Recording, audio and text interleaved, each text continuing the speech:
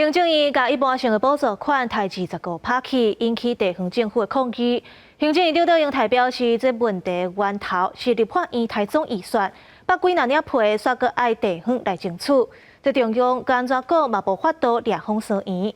若民众党是伫咧议会提出主决议，要求中央照金额甲补助款拨予地方。行政院统筹地方一般性补助款差不多25%，引起地方政府强烈反弹，适发性阁受质疑。行政院长杜英台23参加观光展，阁特别停落来强调，是伫上困难状况之下，做一寡财政调整，也将问题根本指向立法院删减总预算，批评立委大删减，煞可透过地方首长争取预算。这是要将中央财政一而再、再而三的剥好几层皮。中央政府不是魔术师，不会变魔术，也不会无中生有。这些滥砍滥删预算的提案都是蓝白提出，现在感到痛了，那请去找要让人民删到绝对有感的黄国昌算账。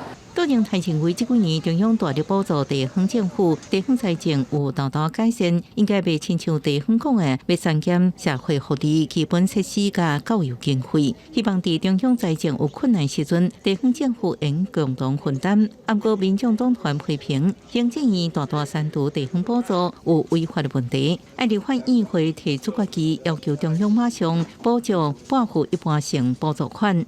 你敢删我中央政府的预算，我就打地方政府出气啊！要删的，就是你中央政府浮编滥编的预算，你怎么会去砍地方的补助款呢？也是为了他们的大罢免的一个操作了，一切还是为了政治。就是明明600多亿砍的是中央政府的各单位的预算，他把它拿来砍地方政府。